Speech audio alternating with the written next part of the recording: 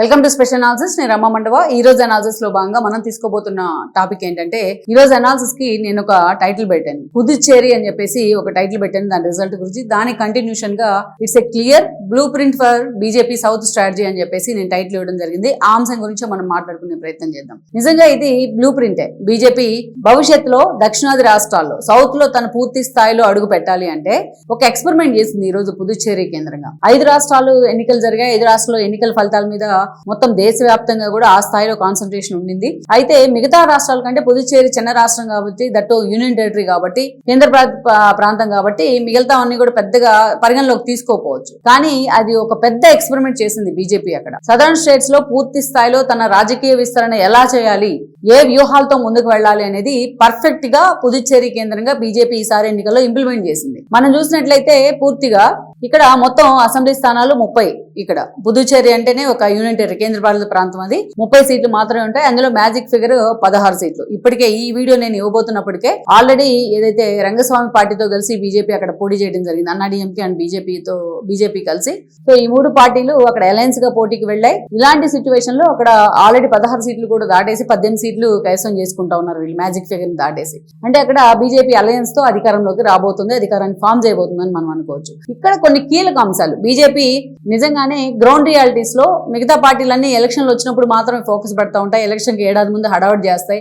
Party structure మీద, సంస్థాగత నిర్మాణాల మీద ఫోకస్ పెడతా ఉంటాయి. కానీ బీజేపీ ఫస్ట్ నుంచి కూడా వాళ్ళకు వింగ్స్ ఎక్కువ ఉంటాయి. ఒక లైక్ ఆర్ఎస్ఎస్ గానీ ఇలాంటి వింగ్స్ అన్నిటితో పూర్తి స్థాయిలో వాళ్ళు 5 ఏళ్ల తర్వాత జరిగే ఎన్నికల్ని ఈ రోజే వాళ్ళు ప్లాన్ చేసుకుంటారు ఎలా చేయాలి అనేది. ఆ ప్లాన్ కి తగిన విధంగా ఎగ్జిక్యూషన్ చేస్తూ ఉంటారు దాన్ని. సో అలా పుదుచ్చేరిలో నిజంగా ఈ రోజు వాళ్ళు చేసిన ఒక ఎక్స్పెరిమెంట్ మిగతా రాష్ట్రాలకు కూడా ఒక హెచ్చరిక అని మనం అనుకోవచ్చు. ముందుగా అక్కడ ఏం జరిగిందో మనం చూస్తే, అక్కడ లోకల్ నేతని గౌరవిస్తూనే, లోకల్ సెంటిమెంట్ ని గౌరవిస్తూనే పూర్తిగా బీజేపీ అక్కడికి చొచ్చుకొచ్చే ప్రయత్నం చేస్తూ ఉంది. లైక్ మనం చూసాం ఇక్కడ ఏదైతే జయలలిత మరణం తర్వాత అన్నాడీఎంకేని ప్యాంపర్ చేస్తూ అన్నాడీఎంకేతో పాటు కలిసి కొన్ని రోజులు బీజేపీ అధికారంలో ఉండింది. ఆ తర్వాత సరే ఇప్పుడు ఆ ఎక్స్పెరిమెంట్ ఫెయిల్ అయింది అనుకుందాం. కానీ వేరే ఇక్కడ ఏపీకి వచ్చేటప్పటికే చంద్రబాబు నాయుడుతో కలిసి, జనసేనతో కలిసి బీజేపీ ఫోకస్ చేసి మొన్నటి ఎన్నికల్లో అధికారంలోకి వచ్చి ప్రజెంట్ అధికారంలో ఉన్నారు. అయితే రేపు భవిష్యత్తులో అయినా ఒక కర్ణాటక కావచ్చు, ఒక తెలంగాణ కావచ్చు, ఇలాంటి రాష్ట్రాల్లో పూర్తి స్థాయిలో తాము ఒక ఎక్స్పెరిమెంట్ చేయబోతున్నాం అనేది పుదుచ్చేరిలో చూపించింది ఈరోజు బీజేపీ. అక్కడ మనం చూస్తే ఏదైతే కాంగ్రెస్ తరపు నుంచి గతంలో కాంగ్రెస్ లో పనిచేసి బయటకు వచ్చిన రంగస్వామి మనం చూసినట్లయితే ఎన్ఆర్ పార్టీ పేరుతోని ఆయన ఒక పార్టీని ఎస్టాబ్లిష్ చేసుకున్నారు. ఆయనకి లోకల్ గా మంచి పట్టు ఉంది, రాజకీయాల మీద మంచి ఇమేజ్ ఉంది. నిజంగానే అక్కడ తమిళనాడు ఇంపాక్ట్ ఎక్కువగా ఉంటుంది. తమిళనాడు ఎలాగైతే ద్రవిడియన్ కల్చర్ కానీ ద్రవిడియన్ ఇంపాక్ట్ ఎక్కువ ఉంటుందో సేమ్ పుదుచ్చేరి కూడా అంతే. అది బార్డరే కాబట్టి అక్కడ కూడా సేమ్ తమిళనాడు లాంటి పాలిటిక్సే ఉంటాయి. అందుకే అక్కడ డిఎంకే ఉండింది రేస్ లో. అన్నాడీఎంకే అండ్ బీజేపీ కలిసి ఆ రంగస్వామి పార్టీతో పొత్తులు పెట్టుకుని ఎన్నికలకు వెళ్ళడం జరిగింది. మరోవైపు చూస్తే టీవీకే పార్టీ కూడా అక్కడ పోటీ చేయడం జరిగింది.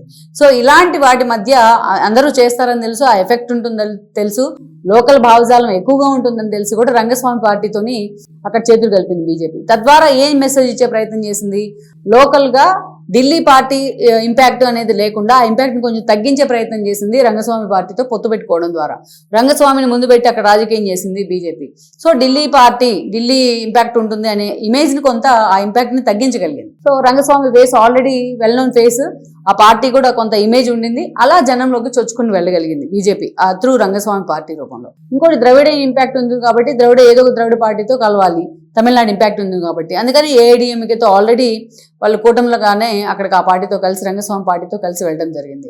ఇంకొక అంశం ఏంటంటే పూర్తి స్థాయిలో లోకల్ లీడర్స్ ముందు పెట్టి, అంటే లోకల్ గా ఇప్పుడు ఏ మోడీనో ఏ అమిత్ షానో వచ్చి అక్కడ మేము పూర్తి స్థాయిలో ఫోకస్ పెడతామని జనం అంతగా నమ్మరు. అదే ఏ రంగస్వామి వెళ్ళి పుదుచ్చేరిలో ఇదిగో పలానా ఇది ఉంటుందంటే నమ్ముతారు. లైక్ మనం చూసాం, చంద్రబాబు నాయుడు పవన్ కళ్యాణ్ వెళ్ళి జిల్లాల్లో తిరుగుతూ చెప్తే అర్థం అవుతాయి, కానీ మోడీ వచ్చి చెప్తే చాలా మందికి అర్థం కావు ఏపీలో. అలాగా ఒక ఎక్స్పెరిమెంట్ చేశారు ఇక్కడ.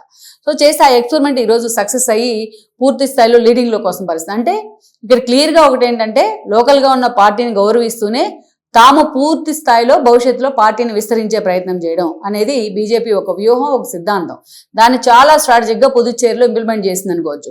రేపు తెలంగాణలో అయినా, ఈవెన్ ఏదైతే కర్ణాటకలో అయినా, ఇన్ కేస్ ఇన్ ఫ్యూచర్ లో ఏపీలోనైనా, ఇలాంటి తమిళనాడు చూడండి, ఇలాంటి ప్రయోగాలు మేము చేస్తాం అనేది బీజేపీ ఒక క్లియర్ కట్ ఇండికేషన్. ఎందుకంటే పుదుచ్చేరిలో అది సక్సెస్ అయింది కాబట్టి లోకల్ పార్టీని ముందు పెట్టి లోకల్ సెంటిమెంట్ ముందు పెట్టి వాళ్ళ రూపంలో జనంలోకి వెళ్తూ తమ పార్టీని విస్తరించుకునే ప్రయత్నం చేయడం అంటే ఒక బ్లూ ప్రింట్ ఇది. ఎందుకంటే ఫ్యూచర్ లో సౌత్ స్టేట్స్ లో సదర్న్ స్టేట్స్ లో తమ స్ట్రాటజీ ఎలా ఉంటుంది, తమ ఒక్కొక్క రాష్ట్రాన్ని ఎలా క్యాంకర్ చేయబోతున్నాం అనడానికి ఇది ఒక గ్రౌండ్. ఇది ఏదైతే ఒక గ్రౌండ్ లో ఎక్స్పెరిమెంట్ చేసింది పుదుచ్చేరి అనే గ్రౌండ్ లో ఈ రోజు బీజేపీ ఒక ఎక్స్పెరిమెంట్ చేసి ఆ ఎక్స్పెరిమెంట్ పూర్తి స్థాయిలో ఫలితాలను అయితే సాధించింది. సో మొత్తానికైతే ఇది ఒక బ్లూ ప్రింట్ అన్నారు. పుదుచ్చేరి అనేది భవిష్యత్తులో బీజేపీ సదరన్ స్ట్రాటజీ ఇంప్లిమెంట్ చేసే విషయానికి ఇది ఒక బ్లూ ప్రింట్ కాపీగా మనం చెప్పుకోవచ్చు పుదుచ్చేరి ఎన్నికల ఫలితాలను మాత్రం.